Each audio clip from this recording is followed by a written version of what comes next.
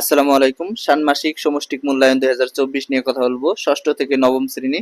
তোমরা সবাই অবগত আছো, তোমাদের পরীক্ষা কিন্তু বর্তমানে চলমান রয়েছে এবং নৈপুণ্য অ্যাপে কি প্রশ্ন বন্ধ করে দিবে, ইউটিউবে থেকে কি প্রশ্ন পাওয়া যাবে কিনা। তো এদিকে ষান্মাসিক সমষ্টিক মূল্যায়ন সম্পর্কিত জরুরি বার্তা তারা প্রকাশ করেছে যে তোমাদের পরীক্ষার প্রশ্ন ফাঁস হলেও সমস্যা নাই, কিন্তু বোর্ড কর্তৃপক্ষ যারা ফাঁস করবে তাদের বিরুদ্ধে একটা আইনানুগ ব্যবস্থা গ্রহণ করবে বলে তারা বলেছে এই নোটিশের মধ্যে। তো তোমাদের এই যে নৈপুণ্য অ্যাপ আছে, যে নৈপুণ্য অ্যাপে প্রশ্ন পাওয়া যাবে কিনা, কারা প্রশ্ন পাবে, তো মূলত এই বিষয়টা থাকছে। তো মূল টপিকে চলে যাব। যারা এখনো নতুন অবশ্যই চ্যানেলটি সাবস্ক্রাইব করে পাশে থাকা বেল আইকনটি বাজিয়ে দাও। যারা ফেসবুক পেজ থেকে দেখতেছো অবশ্যই ফলো দিয়ে লাইক দিবা, কারণ একটি লাইক আমাকে নতুন আপডেট দিতে উৎসাহিত করে। তো শুরু করা যাক। নৈপুণ্য অ্যাপে কি প্রশ্ন বন্ধ করে দিবে?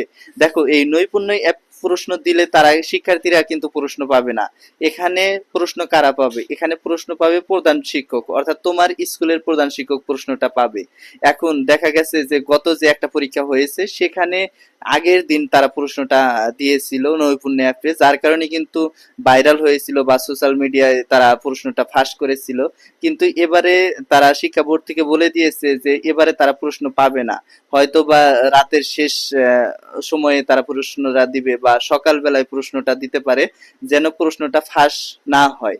এখন এদিকে অনেক ইউটিউবার আছে, তারা কিন্তু এই প্রশ্নটা ফাঁস করার চেষ্টা করবে, কিন্তু তা বোর্ড কর্তৃপক্ষ বলেছে যারা প্রশ্ন ফাঁস করবে তাদের আইনানুগ ব্যবস্থা গ্রহণ করা হবে, তাদের শাস্তির আওতায় আনা হবে।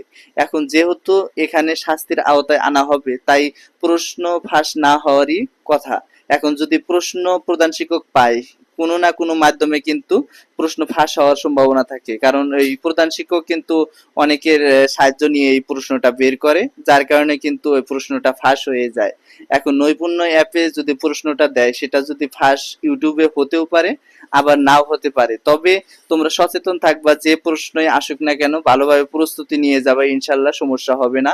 আর বোর্ড কর্তৃপক্ষ তারাই বলে দিয়েছে প্রশ্ন যদি ফাঁস হয় তাও সমস্যা নাই, কারণ তারা দক্ষতার উপর তোমাকে নাম্বার দেওয়া হবে।